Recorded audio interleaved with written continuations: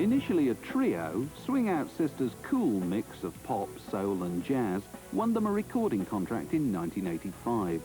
The departure of multi-instrumentalist Martin Jackson 4 years later saw Lincolnshire-born singer Corinne Drury and keyboard player Andy Connell successfully relaunch Swing Out Sister as a duo.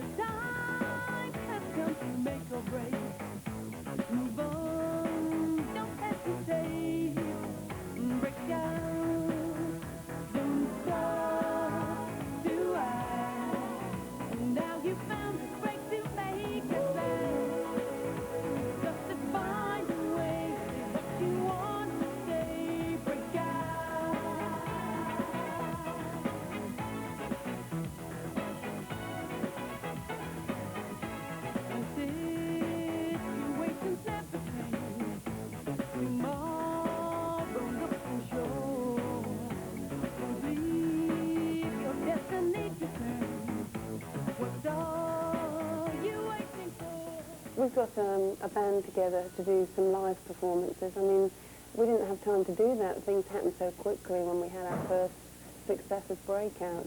It was just Andy, myself and Martin, who was in the group at the time. So we just made videos, went in the studio, made videos, went in the studio. When really the whole reason I got involved with this was to go on tour, get in the back of a sleazy old tour bus with card tables and curtains and, you know, go on the road. That's what I thought it was supposed to be all about. But I wasn't complaining, you know. We got flown all over the world, stayed in the best hotels, waited on hand and thought, but then you kind of lose touch with the real reason you get involved in music in the first place. You know, we've been doing an extensive amount of rehearsing, ready for our world game plan. We've been to Japan and the Philippines. We're going to America in a couple of months' time, and then around Europe and back in England. Just doing kind of small, low-key, jazzy, sleazy little dive gigs. But it's been good.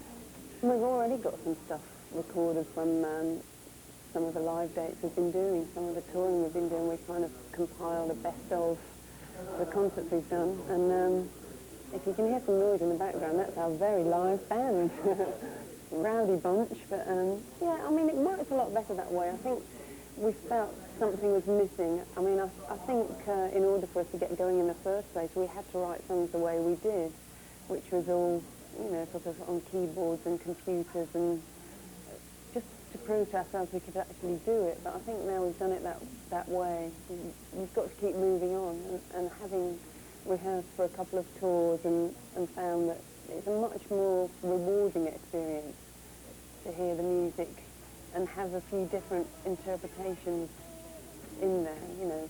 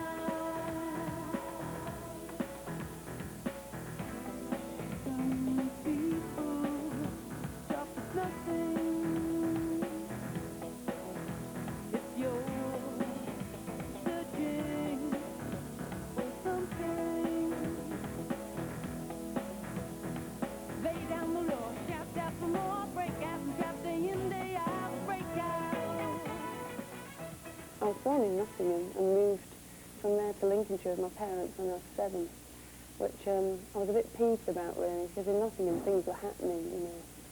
There were ice rinks, swimming pools, and all those, not so many amusement arcades in those days, but fun fairs, things like Goose Fair, you know, there was things to do there, and suddenly I felt like I'd been plonked in the middle of a field with a load of sheep and cows, and, you know, what is there to do here? surrounded by country bumpkins. I think I was quite snooty about it when I first moved there, but I think it turned out to be the best time to grow up and the best place to grow up. You know, you really have to think for yourself, use your imagination, make your own entertainment if those things aren't provided for you. For instance, the school I went to, there were only 30 kids in the whole school, and that was about 20 in the juniors and 10 in the infants. And if the infant teacher was sick, I often was asked to go and teach the infants, which was great. It was like playing at schools, really. Everything was fun, you know, and I think you felt like you were somebody in a small village because everyone knows each other. You'll recognise, you know, this person lives in this house and they do that. And I mean, it certainly made my imagination run wild because there wasn't anyone of my age in my village, little village called Orthorpe. So it was either organising picnics for the village children, you know, and bossing everyone about, or wandering around a real loner, you know, taking a dog for a walk for 2 hours because there wasn't anything else to do, but it kept me out of trouble.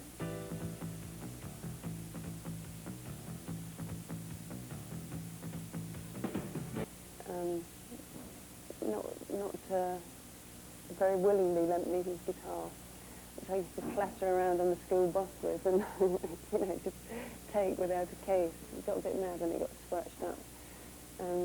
My science teacher used to give me guitar lessons in my lunch break, but I got a bit fed up because it never sounded like David Bowie or Mark Bolan's guitar. It was always, well, maybe it was Mick Ronson's guitar, I can't remember, but I hadn't quite made the connection. I was only 11 at the time, between acoustic and electric guitar. I entered the talent contest at Monk's High School. I hope nobody watching can remember this.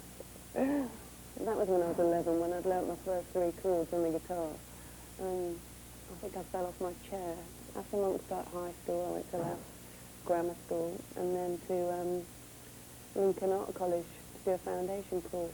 And one day one of the bands couldn't make it to one of the, I think it was a Christmas dance or something. So another friend, Ruth, and I decided we would just get something together pretty quickly. And we didn't really know what we were going to do, but we thought, we're at art college, we can do how we like. So we stood there smoking cigarettes with God Save the Queen blaring out. I mean, you know, this was totally improvised. The band had pulled out, so we were doing everyone a favour, including the student union.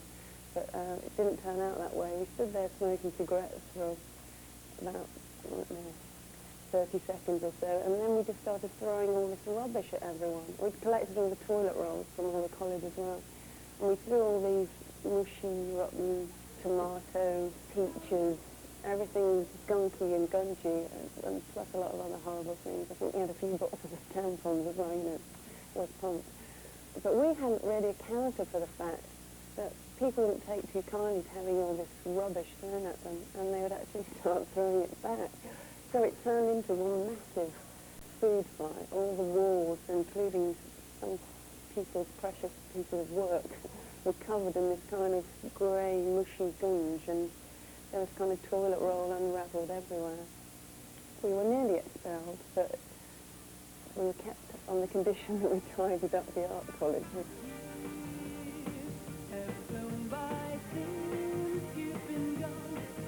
Corinne went on to study fashion design at St Martin's College of Art in London. And then I met Andy and Martin on my front room floor. Their manager lived in the same flat as me, and, you know, they end up, I don't know what they were doing. They were taking tapes and stuff around to record companies and go out, have a wild time, and end up crashed out on the front room floor.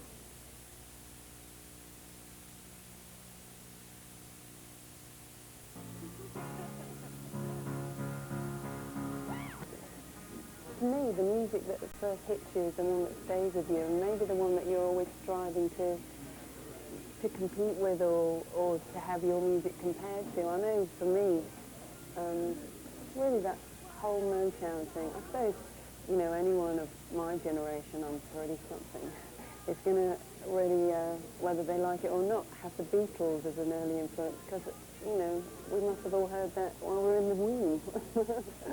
The whole Motown thing, it seemed to just flood the airwaves, and I can remember that having such a strong impact on me. You know, I must have been about 4 or 5, and all the two Queens and the whole Motown thing, you know, it's just everywhere. And I think it was probably made quite a strong impact as well, because that was the time of Martin Luther King and a lot of kind of racial changes.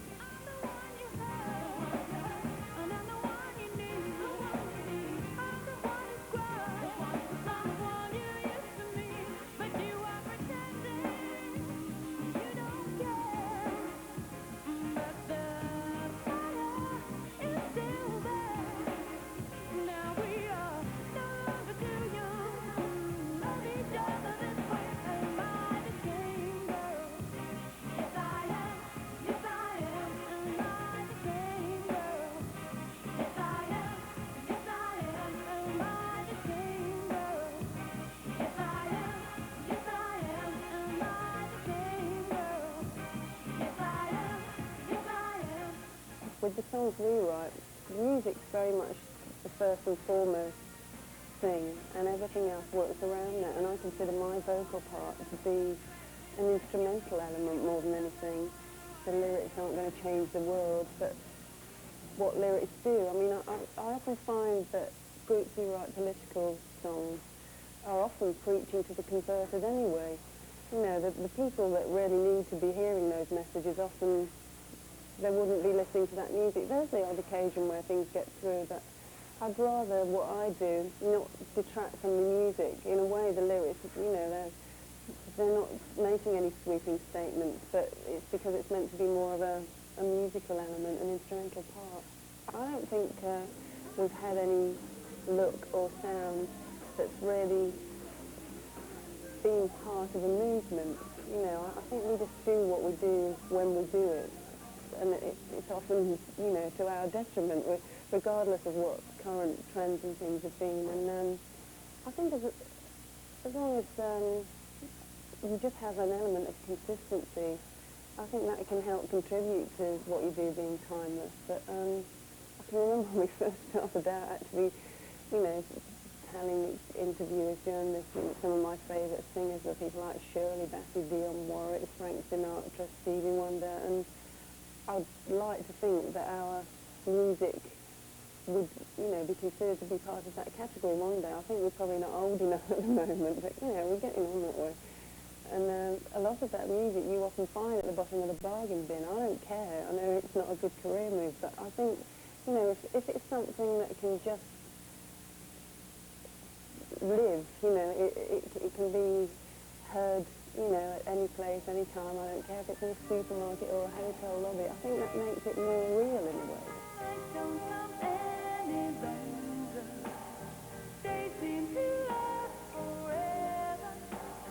Nothing you can do to bring him back to you, forever blue. Trying hard to force a smile behind your teeth. So you try those memories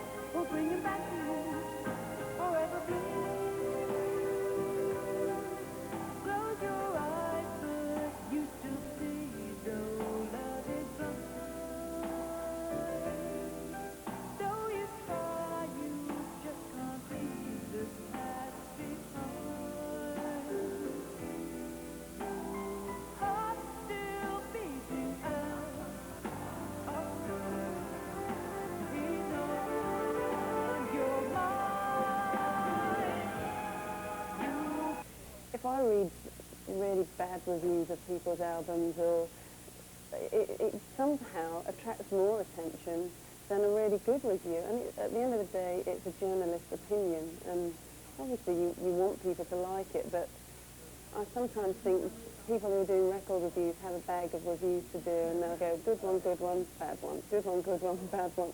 If you get the good one, it's the luck of the draw. If you get the bad one, it's the bad luck of the draw, you know. But I'm sure they don't mean that much. If somebody's sitting up at 4 in the morning thinking, I've got a deadline, I've got to have these reviews in by 9 o'clock in the morning. But, I mean, I can remember some time ago, one of the tabloids wrote something, and it was making some reference to the fact that my parents are divorced, which, you know, I came to terms with. And it probably did me a lot of good. I didn't grow up with rowing parents, you know. They made the right moves and went their separate ways. But they said something that insinuated foul play on somebody's part, and I can remember the person who was most upset was my grandma. You know, it didn't bother me. My mum thought it was funny. I don't think my dad even read it. But, you know, it's kind of people, the innocent people really are the ones who get hurt by it. You know, I mean, I seemed to write and gave a few lessons on the tabloid press and get, well, treat it like it's comics, you know. You don't always have to believe what you read in the papers. In between rehearsals, if we've got any energy left, we try and get a few ideas together for songs. We've got lots of snippets on various tapes here and there. I usually walk around with a Walkman, looking like a mad old woman, walking down the street singing ideas, or sitting on a bus or whatever, sitting in my car. That's funny when you turn up at the lights and like, look at the face of the person sitting next to you. Is she yelling at me? But we probably won't get time to put any of those ideas together for a couple of months. But we're hoping to have a more kind of acoustic, live sounding album together by autumn '93.